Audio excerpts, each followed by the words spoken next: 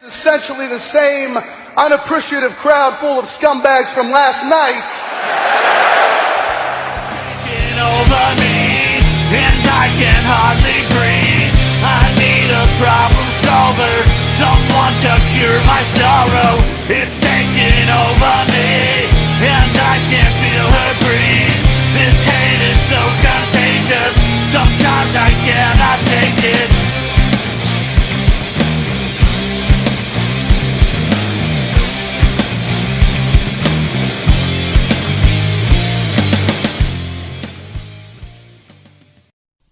Hello again, wrestling fans, and welcome to another edition of the Scumbags Wrestling Podcast. My name is Sean, coming to you from London, Ontario, Canada. I want to thank you for liking and subscribing to this show, whether you're listening to us on iHeartRadio, Spotify, Stitcher, iTunes, or wherever you happen to get your podcasts from.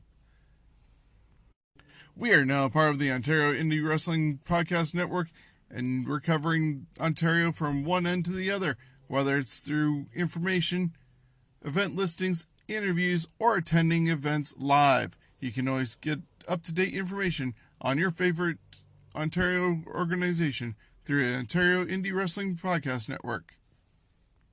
Look us up online at oiwpodcastnetwork.ca, over on Facebook, Twitter, or Instagram.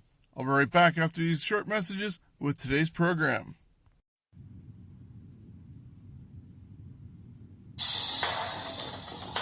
Are you looking to get into the wrestling business? Well, look no further than the Tyson Dukes Wrestle Factory, located right here in London, Ontario. Tyson has over 20 years of experience in the wrestling world, and he's even been brought down to the WWE Performance Center to be a guest trainer. We've already seen the likes of Jordan James, Kyle Boone, Violet Lee, Jim Strider, Pharaoh Bowman, Chris Mitchells, and many more. Plus, the new generation that are coming from the second group, such as Josh Pine, Shiloh, Nova, Frankie War, and many more.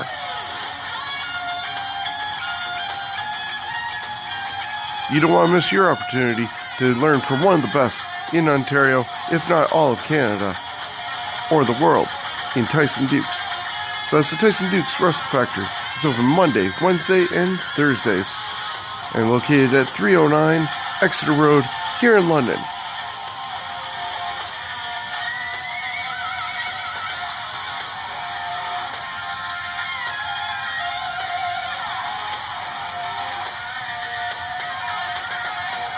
Hello, what is up, everybody? It is Ocho from the Ocho and Ortiz Wrestling Podcast, home to the best kept secret in the wrestling podcasting community, our live podcast from Greektown Wrestling and Union Wrestling. We also discuss a lot of other things, WWE, AEW. Every once in a while we throw in New Japan and ROH.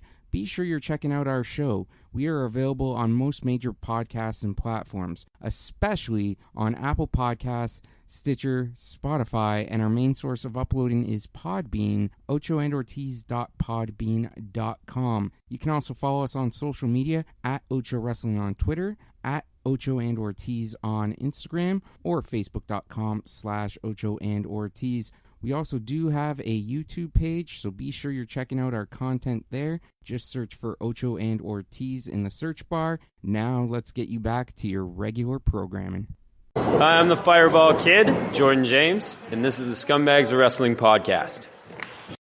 And welcome back to the show. Like we normally do each week, we check in on the Ontario independent wrestling scene, and we start off with Smash Wrestling. Smash Wrestling is returning to Toronto after a lengthy time away since this past summer, with Any Given Sunday 8 happening this Sunday, February 23rd, at the Rec Room in Toronto.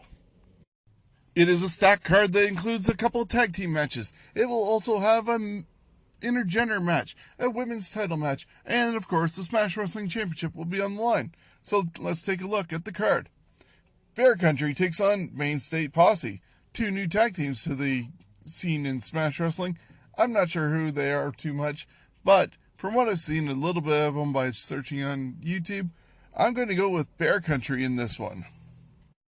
Then it's a team that I know really well.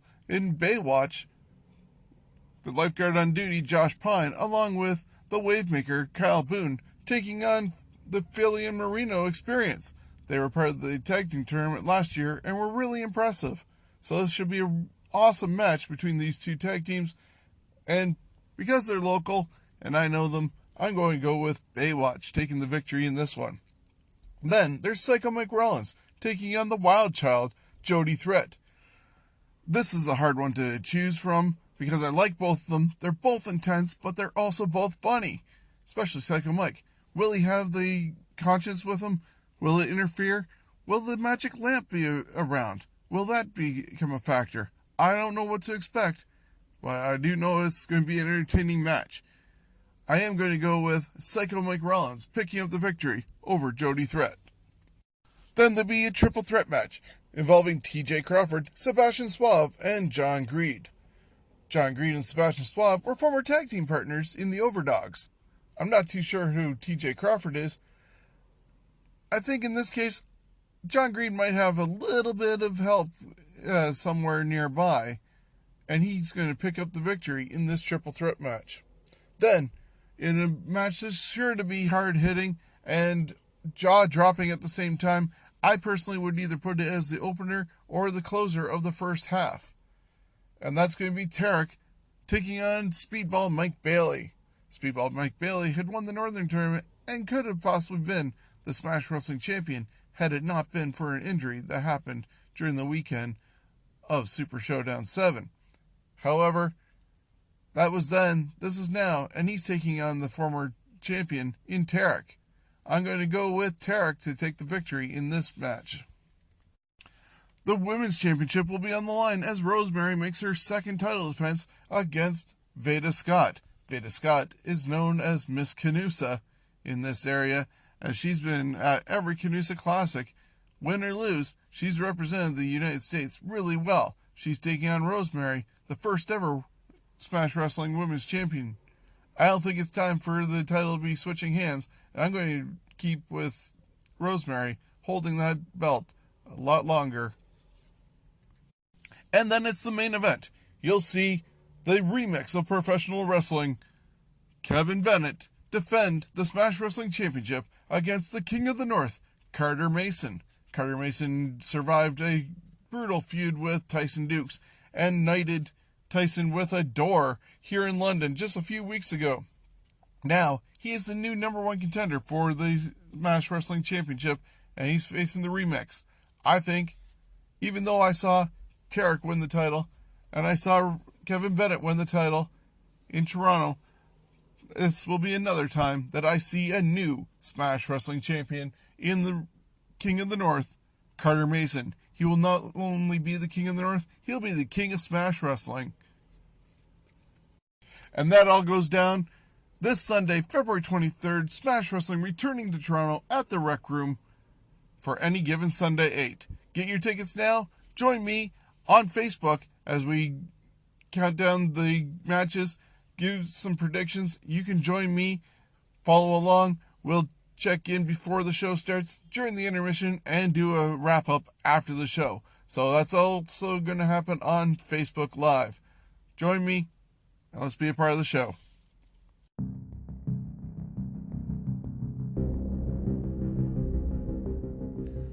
Shockstock 2020 is coming to the Ramada, London on May 1st to the 3rd, the new Earth's biggest pop culture expo and film festival. The real end is near, as the outside world falls into chaos. Word of a sanctuary for mutants, freaks, goblins, and geeks spreads throughout the land. It's 3 days of thrills and chills with screenings, panels, celebrities, workshops, interactive fun, vendors, and all-nighter parties. See special guests like James Lawrence, Mike Lackey, B.A. Johnson, and Sadie Katz. Shockstock 2020 is brought to you by Shockstock, Twisted Teas, Rotten Rags, and Taboo Textiles. For tickets and booking information, go to growtix.com. Shockstock 2020. You don't want to miss it.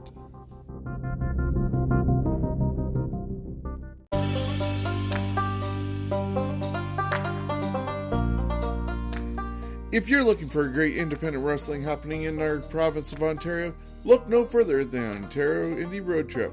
It's available on Facebook and YouTube, and we run down all the great events happening in this province. Whether you get in a car, bus, or train, there's a show near you.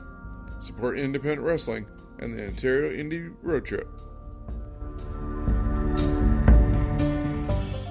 I'm Kyle Boone, one handsome SOB, and you're listening to the Scumbags Wrestling Podcast. Some breaking news for you. As I was about to move on to Midwestern Wrestling, Smash Wrestling posted that they're coming back to Toronto on April 25th and in London on April 26th. They'll be in the Rec Room in Toronto on the 25th, London Music Hall on the 26th, and this will be New School Wrestling and Smash Wrestling going against each other in 2 nights of competitive action. If you'd like to be a part of the Scumbags Wrestling section, please contact me as soon as possible, and I will be picking up tickets while in Toronto during any given Sunday 8. VIP tickets are starting at $45, and you can contact me through our Scumbags Wrestling page on Facebook, and I accept e-transfers to make your payment secure. If you'd like a GA seat, please let me know, and I will work on getting GA seats for our group as well. Now, actually moving on to Midwestern Wrestling. Midwestern Wrestling staff would like to thank everybody who came out to Parkview Gardens for Family Day and met up with Sabrina Kyle and Dylan Andrews. It was a great afternoon, full of family fun, and they look forward to welcoming you again to Parkview Gardens on March 28th for their second show in company history. On that night, you're going to see Nova taking on Sabrina Kyle, Muscle going one-on-one with Corey Stone, Psycho Mike Rollins, backed by popular demand, takes on the endorsement Sebastian Suave. The Wavemaker, Kyle Boone, will go against the Night Train, Just Insane. There'll be a triple threat tag team match featuring The Revolt, Halal Beefcake, and the team of Randy Bino and Nathan Newton. Plus, the first ever Midwestern Wrestling Champion will be crowned. 2 of the pillars of Ontario Wrestling are going to go head-to-head for this prestigious title. Will it be the Wrestling Machine Tyson Dukes or Mr. Punch Kick Chop Tarek? You can only find out by being there live on March 28th when Midwestern Wrestling returns to Listowel for their second show and crowning a brand new champion. Contact us for tickets or go directly to the Midwestern Wrestling Facebook and webpage for more details. Looking at the Ontario Indy Road Trip calendar for this week, on Sunday, February 23rd, if you're not in Toronto for any given Sunday 8 at the Rec Room, you can always be in Copetown for Hamilton Wrestling Entertainment as they present Pop-Up. Looking into next week, on Saturday, February 29th, 365 Pro Wrestling returns to Kitchener at the Alpine Club featuring Eazy-E, Eric Carney, BMD, Sabrina Kyle, Rip Impact, Joey Allen, and more. Also on the 29th, Bordertown Pro Wrestling celebrate their 2nd anniversary with Uprising in Fort Erie. Great Northern Wrestling comes to Smith Falls, and they have a jam-packed card featuring the Faces of Fear, Haku, and Barbarian. They'll also be taking on Too Cold Scorpio and a partner. Acclaim Pro Wrestling comes to Ottawa on February 29th for Return to the Danger Zone.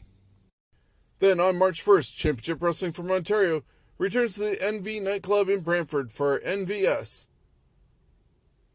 And wrapping up this week's calendar, on Sunday, March 1st, Pro Wrestling Eclipse will return to Oshawa with a very special seminar featuring Rhino, followed by a jam-packed card event. For all the details of these cards, you can check out the Ontario Indy Road Trip. It's available on Facebook and YouTube.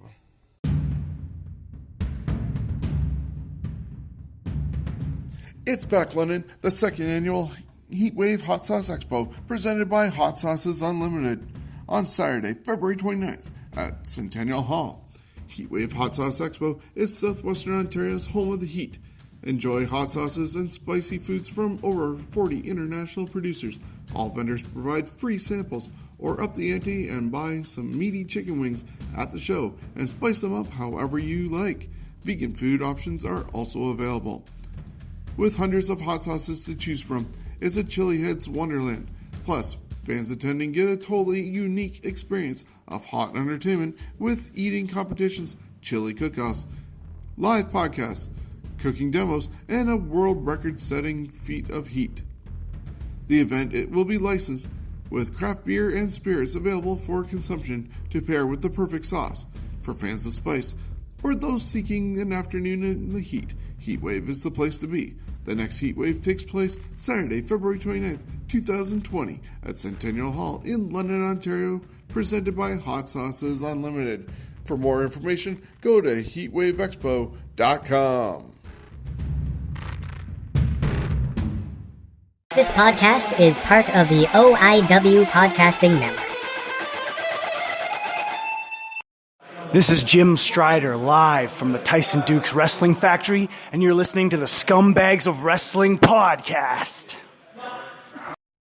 This past Wednesday's AEW Dynamite came to us from State Farm Arena in Atlanta, Georgia. Of course, as usual, Excalibur, Tony Schiavone, and Jim Ross were the broadcast team, and the match that started things off was the Tag Team Battle Royal. All the members of the teams were on the floor. Justin Roberts introduced them all.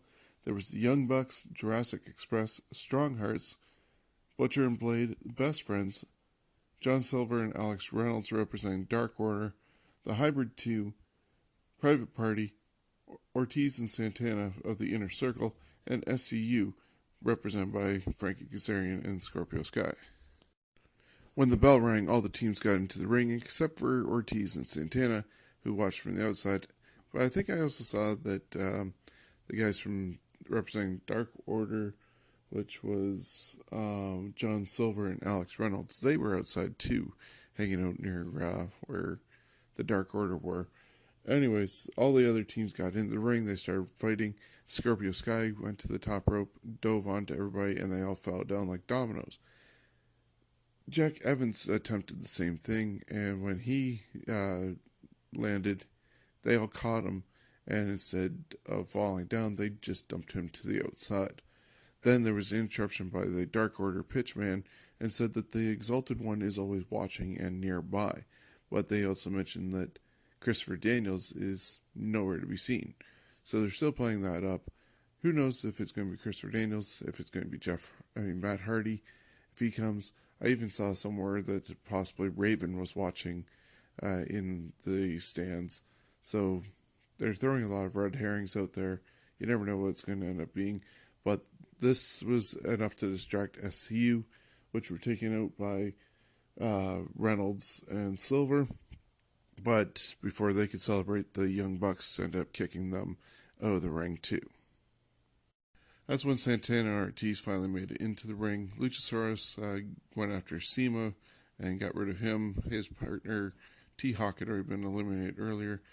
Bunny ended up climbing onto the apron to distract Jurassic Express, and the Butcher and Blade took out Jungle Boy and Luchasaurus. There was a moment when the Butcher and Luchasaurus were actually almost nose-to-nose challenging each other like two bulls. So they're forwarding stuff on that line. We ended up also seeing the Dark Order, who were still hanging around, offer Cima a mask to join them. He looked at it, he didn't say no, and he left carrying it, so it looks like he's contemplating whether or not his life needs a new direction and is going to join the Dark Order. Santana and Ortiz ended up eliminating Private Party, and Luchasaurus was thrown over the top rope by four guys. The Best Friends delivered the soul food half and half to Santana, and Blade attempted to throw Trent over the top rope, but Orange Cassidy popped out of nowhere and saved Trent from going out. Blade was eliminated next, and Trent got back into the ring. That's when Bunny came over and distracted Orange Cassidy, and even gave him a knee to the groin area, and while he went down, Trent got eliminated. Trent and Matt Jackson ended up teaming up to give the Butcher a super kick, and they ended up giving each other a hug, which was a huge pop from the fans. The Butcher then came back with a clothesline to both of them, and Jim Ross pointed out that the Butcher and Blade and the Best Friends seem to be developing a rivalry, and that comes to fruition as next week I believe they're going against each other. So Matt Jackson was able to then get rid of the Butcher. It left him alone with Santana Ortiz. He ended up giving a super kick to Ortiz and got him out of the ring. And that's when Sammy Guevara jumped from the top rope and got hit with a super kick, much like how Shawn Michaels hit Shelton Benjamin years ago. So it was to that same sort of degree, which was really visually nice to see. And then Matt Jackson was able to eliminate Santana, making the Young Bucks the new number one contenders to face the AEW Tag Team Champions at Revolution. We'd find out later on who they would face at Revolution as the tag team titles were on the line, with Hangman Page and Kenny Omega defending against the Lucha Brothers. Next thing we saw was Cody and Brandy arriving along with Pharaoh, and they have a big match to get ready for, as Cody was going to be in the main event with the steel cage match. There was a half-decent match with Shanna taking on Chris Statlander. They did the whole poking in the nose thing. Yeah, I don't get it. Jim Ross kind of shut Excalibur down when he tried explaining that supposedly Chris Statlander landed in Area 51 and escaped from there, and that's why she's from an alien race and all that. And yeah, JR just didn't want anything to do with it and shut it down. They had a match against each other. Britt Baker was on commentating, and she even brought Tony Schiavone a cup of coffee with his name misspelt on it, and his face was on it. Then for some unknown reason, JR went on a little tangent after there was a little bit of pie face action going on, and he's like, why does it always have to be pie faced? Why can't it be cake? I happen to like cake. I don't get it, don't understand it, but he did it. And yeah, it just seems a little out there. He doesn't want to listen to anything about this supposed alien, but he goes off on a tangent about pie and cake. The ending came with Chris Statlander hitting the Big Bang Theory on Shanna to get the pinfall. Then we saw a recap of the Native Beast Nyla Rose winning the championship last week from Rio. Nyla Rose was then interviewed by Tony Schiavone. He mentioned about what happened the week before, and she wasn't too happy about how she was being greeted by the fans. She said that she broke Rio last week, and she's now the queen bee around AEW, and that nobody can beat her. And that's when Chris Statlander came from the ring and got in her face, started pointing her little finger at her. Big Swole came out and started flexing in front of her. Security got there and got everybody separated before anything happened. The next match was Jon Moxley against Jeff Cobb. Taz was out there for commentating, and they also then were joined by Jericho, Guevara, and Swagger, or Hager, should I say. And they were at ringside showing off their front row tickets to watch this match. Taz was actually impressed by Cobb's suplexes, but Moxley was trying to chop his way out of it, and yeah, they went back and forth a lot. Cobb even hit a headbutt to Moxley. The majority of the match was dominated by Cobb over Moxley, and it wasn't until a superplex off the top rope where Moxley caught Cobb's foot and rolled him up for the pin did Mox really get anything significant into the match. He was immediately jumped by Guevara, Jericho, and Hager, and that's when Dustin Rhodes came down to try and make the save. The numbers were too big for him, and Darby Allin came out and made the save, finally using a skateboard as a weapon to scare everybody off. He even had signs with him, and so when they did the picture-in-picture, he got to see what he was addressing with Sammy Guevara, and he's still playing up that he doesn't have a voice, but they're getting ready for Revolution in a week and a half. The AEW Tag Team titles were on the line as Page and Omega defended against Lucha Brothers. This was a very long match. They didn't really pay attention to the ref's supposed 10 count because the ref didn't really do much of a 10 count. There was a moment when the buckshot lariat was hit on Omega because I think it was Phoenix got out of the way. But in the end, they ended up working together, and there was like a V-trigger buckshot lariat combination with Omega being able to pick up the victory for the team. Or actually, no, Paige made the pinfall for the team, then went out and got a beer to celebrate. The Young Bucks came down, Paige had left, and Omega went with the new number one contenders, the Young Bucks.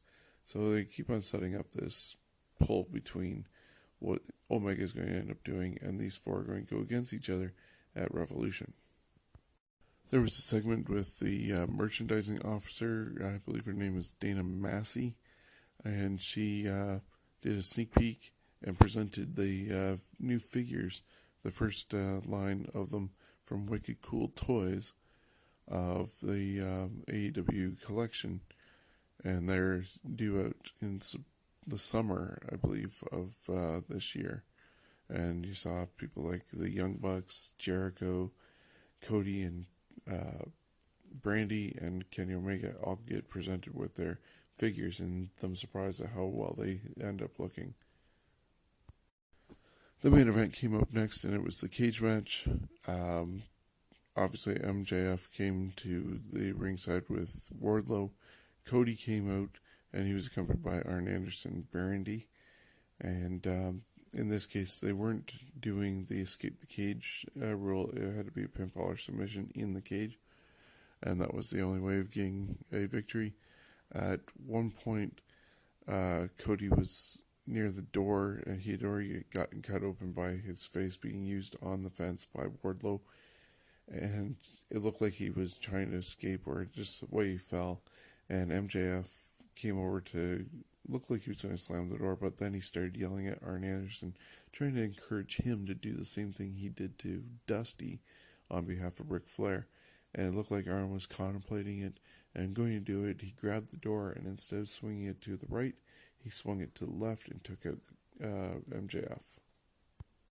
Wardlow attempted a powerbomb. Cody escaped, hit 3 clotheslines, and it wasn't enough. He had a power slam on Wardlow for a near fall. Cody climbed to the top rope, but Wardlow caught him with right hand, and the military pressed him into the cage. Wardlow then hit Cody with a senton for a 2 count, and this really impressed Tony Schiavone, especially for the size of who Wardlow is, or what Wardlow has. Cody then returned with a uppercut and a crossroads for a 2 count on Wardlow. That's when Cody looked up and climbed up to the top of the cage and hit a moonsault off the top of the cage onto Wardlow to get the 3 count, and that was basically the end of the show. There's a clip after the show that's floating around on social media where Cody thanked the fans, wanting them to stay around for Dynamite, or Dark, should I say, to be recorded afterwards, and he just gave praise to the fans who encouraged him, and especially after he had a really rocky start. He also reminded people of Dusty and Rick having their battles years ago in Atlanta, and really thanked the fans for being there to support AEW and him through all this. And that's where they left off, with one more episode, I think.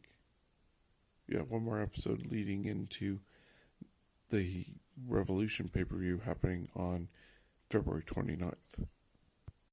That'll be coming to us from the Wintrust Arena in downtown Chicago, Illinois. There are currently 5 matches on the card, including Darby Allin against Sammy Guevara, Jake Hager taking on Dustin Rhodes, Kenny Omega, Hangman Page defending the tag team titles against the Young Bucks, MJF against Cody, and Chris Jericho defending the AEW World Championship against Jon Moxley. Of course, there's probably going to be at least a women's title defense from Nyla Rose, and I would expect something happening in the tag team area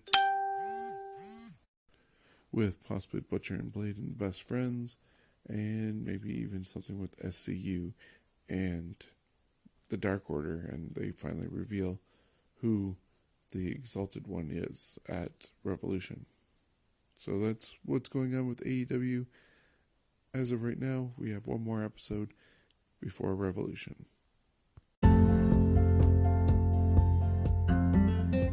Hello. Do you or someone you know have a business that you'd love to have advertised here on our podcast? Well, give me a shout at our email address, scumbagswrestling@gmail.com, and let us know how we can help you advertise to the listeners of this podcast. We'll give your business a shout out, including information on how people can reach out to you and information on your services.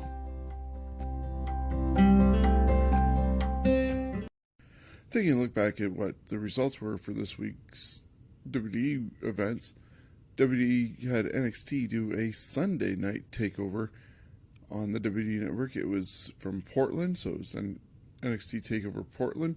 Came to us from the Moda Center. Unlike other takeover cards, this one had 6 matches on it, and the event began with Keith Lee defending the North American Championship against Dominik Dijakovic. The match began hot when Lee hit a Hurricanrana on Dijakovic for a massive ovation. The match became hard-hitting from there on.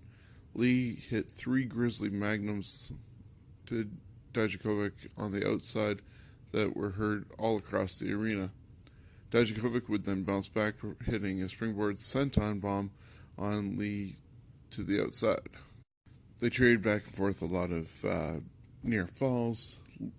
Keith Lee then hit a spirit bomb on Dominik, but he ended up landing on his feet. Lee would then hit another spirit bomb for a close fall. Dijakovic would go on to hit a massive super Spanish fly for the near fall. That was like from the top rope, and them doing it. For guys their size, they should not be doing this. Dijakovic then went for the Feast Your Eyes, but his back ended up giving out to the size of Keith Lee and everything that he's already gone through in the match. This allowed Lee to hit a big bang catastrophe on Dijakovic to retain the title and getting the victory.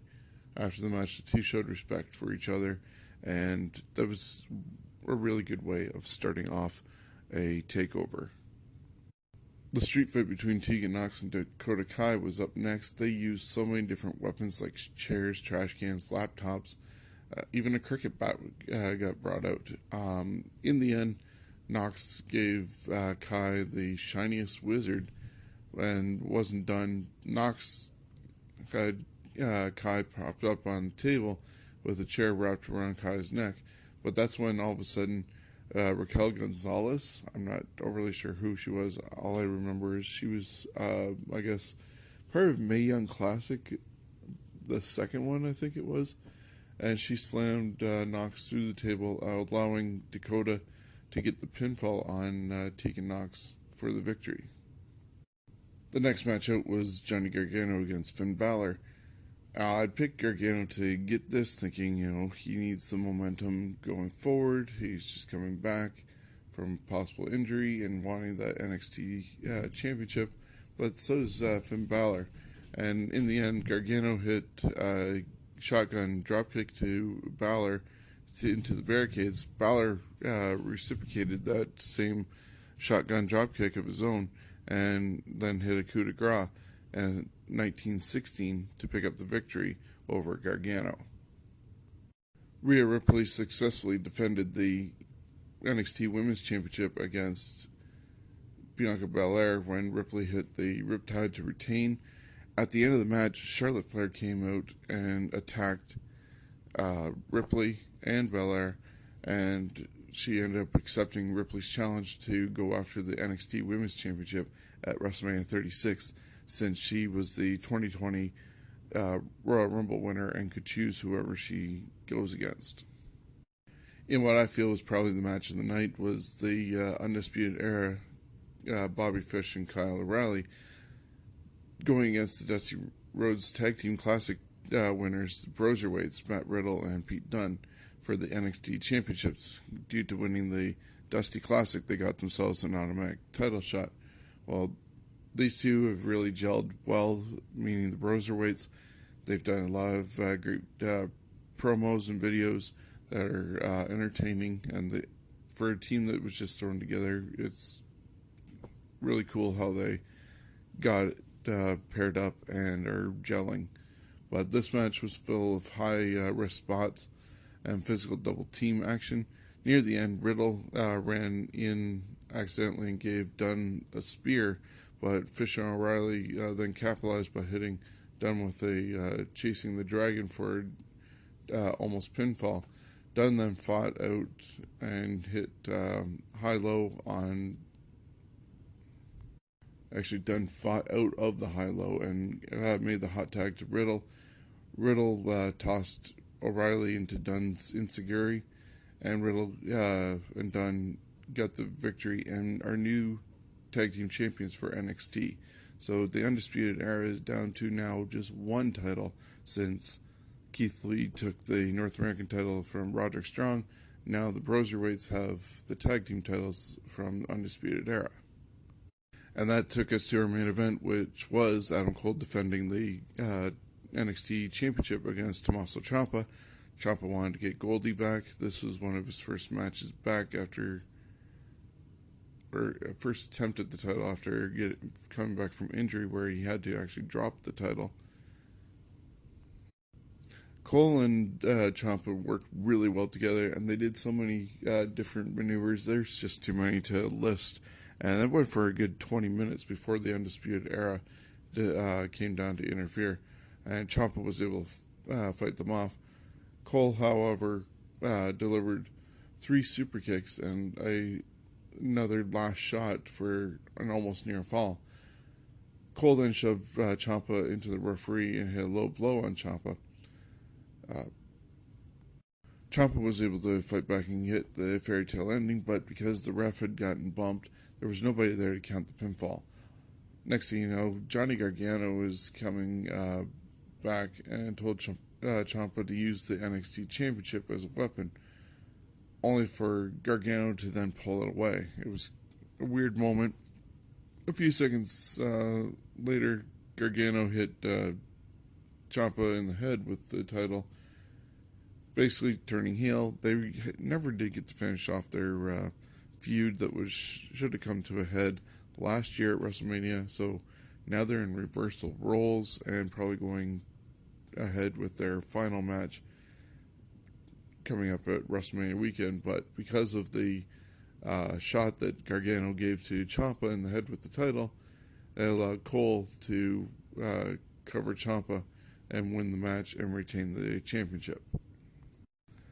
For NXT, that's led us to Wednesday night when they were on USA Network for their 2 hours. Velveteen Dream ended up interrupting the Undisputed Era. The NXT Cruiserweight Champion Jordan Devlin defeated Lio Rush in a match that was about 18 to 20 minutes, and Devlin retained. Tommaso Ciampa then addressed Johnny Gargano's actions against him at TakeOver. Ciampa ended up sending a message to Johnny Gargano, with an unfortunate Austin Theory being the recipient of that message. And Ciampa then ended up beating up Austin Theory, and then Ciampa then focused on his addressing Gargano. He said they had tunnel vision and wanted to get his life back by reclaiming Goldie, and that distracted him from listening to usual instincts, and then he was able to trust Gargano, but he shouldn't have. The Grizzly Young Vets were still in North America, and they defeated Raul Mendoza and Joaquin Wilde. The new NXT tag team champions, the Broserweights, defeated Ole Lorcan and Danny Burch. Keith Lee attempted to address the audience about his match with Dijakovic, but he was interrupted by Kona Reeves, and that was a big mistake, and Reeves took a massive pounce by the Limitless Superstar and got beat by Keith Lee.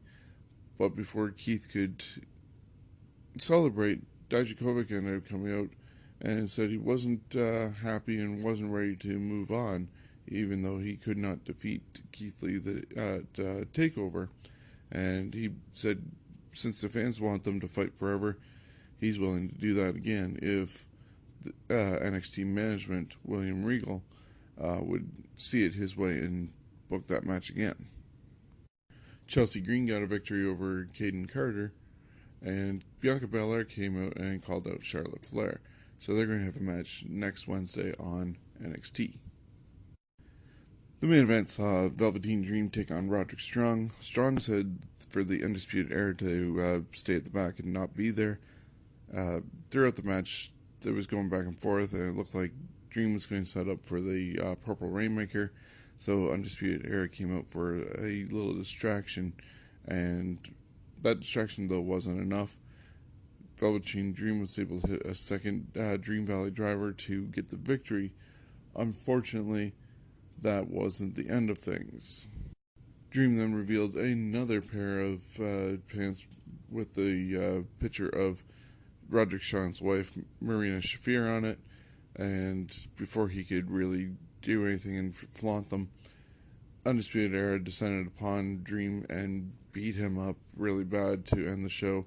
Dream might have gotten the victory, but he ended up suffering at the end for his going after Marina Shafir. So that was basically the NXT for this week. As you know, there's going to be the Charlotte-Bianca Belair match this Wednesday, and they're going to gear up for another takeover during WrestleMania week.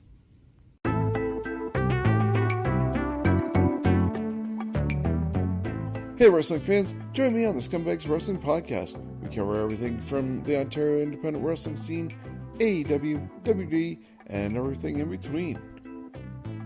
We're available on iHeartRadio, Stitcher, Spotify, iTunes, and everywhere you get podcasts from. Don't miss the Scumbags Wrestling Podcast.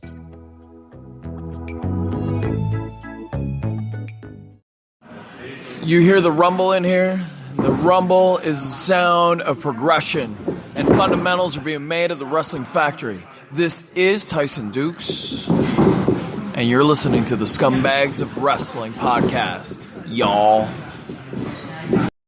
Looking at quick results for Raw and SmackDown leading into this week's Super Showdown in Saudi Arabia, Randy Orton attacked Matt Hardy, and this took up like 20 minutes. Hardy was not cleared by the officials to actually have a match and still came down. Randy just kept on saying he was sorry, but then after he left, he took off his vest at the top of the ramp. Matt got himself a chair to defend himself, knowing that Randy was going to come back. Randy did come back, thwarted the chair shot, and put Hardy's neck across the ropes. Then he ended up going for a concerto, stopped, came back, took out the stairs, did the concerto twice on the stairs, and kept on saying he was sorry, as then the EMTs came to cart Matt Hardy out. There were some fans chanting one more time when they got hit with the chair and the RKO and everything.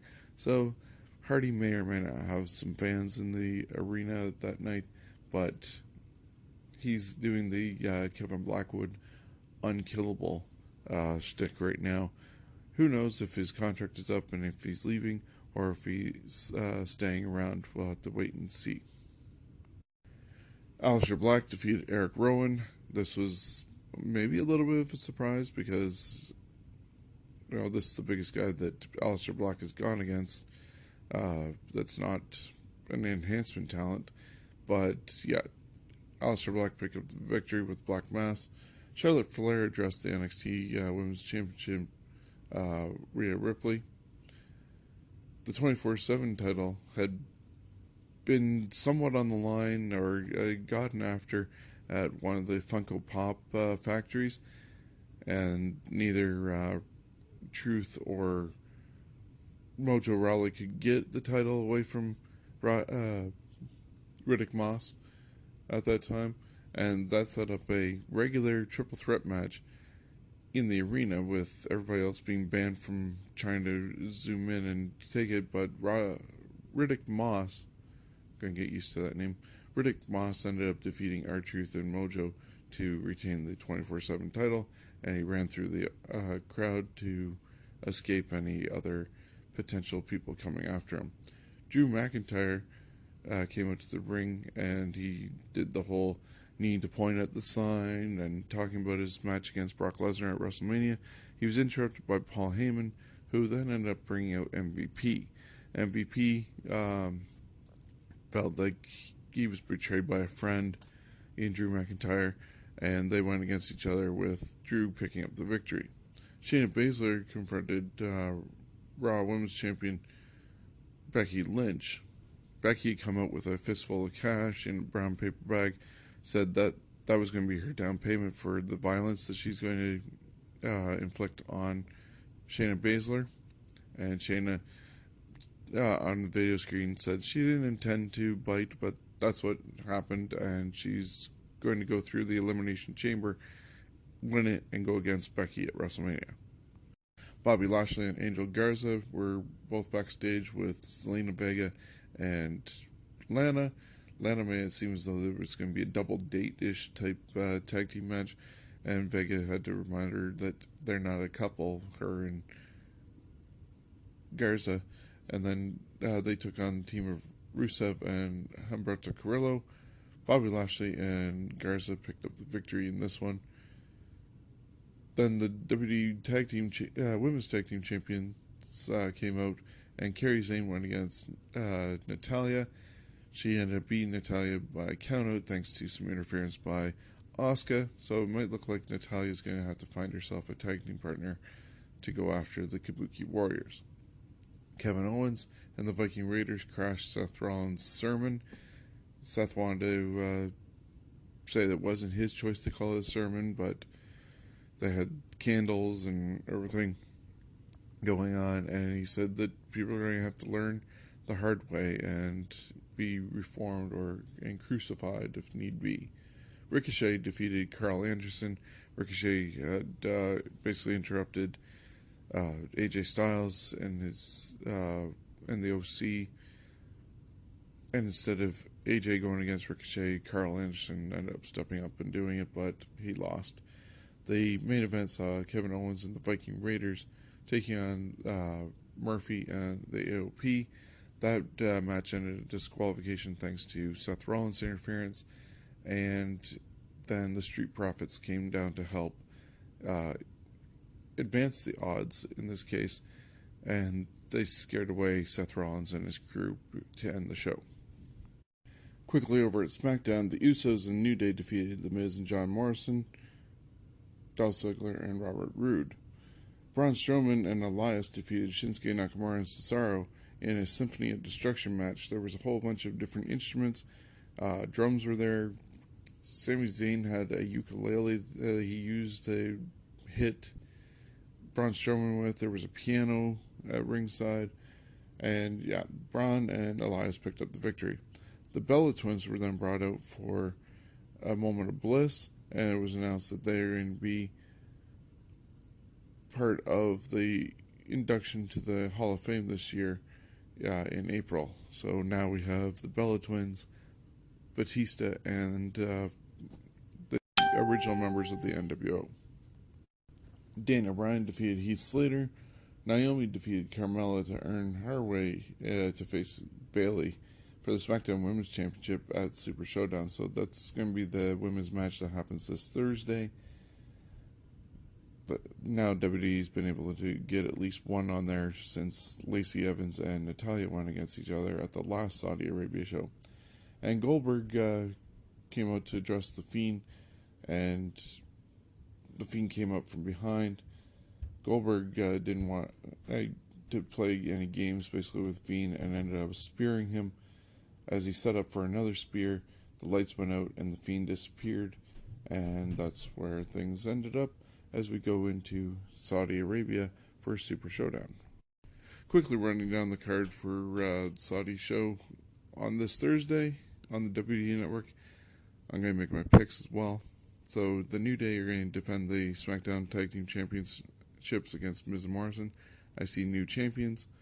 Seth Rollins and Buddy Murphy are going to, or should I just say Murphy, are going to take on the Street Profits for the Raw Tag Team titles. I don't see the titles changing here. Bayley's going to retain the women's title from SmackDown against Naomi. There's the gauntlet match featuring AJ Styles, Andrade, Bobby Lashley, Eric Rowan, R-Truth, and Rusev. I see AJ Styles coming out with the victory and having that trophy, so he can be with the OC with their trophy from Saudi Arabia. Roman Reigns is going to go against King Corbin in a steel cage match. Reigns should hopefully win this one and end it once and for all. Brock Lesnar is going to retain his WWE Championship against Ricochet, and this one's up in the air, but I think the Fiend will still find a way to beat Goldberg to retain the Universal Championship. So that's happening on the WWE Network this Thursday. This concludes another edition of the Scumbags Wrestling Podcast. I want to thank you for joining me as you do each and every week. Like and share this, whether you're listening to us on iHeartRadio, Spotify, Stitcher, iTunes, or anywhere else.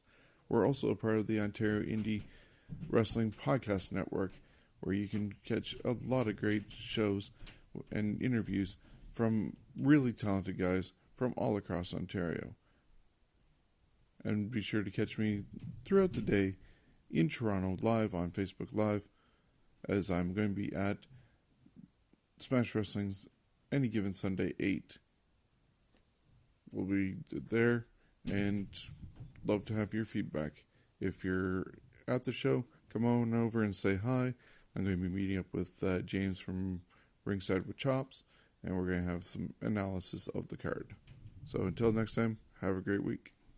Granted, I understand it's essentially the same unappreciative crowd full of scumbags from last night.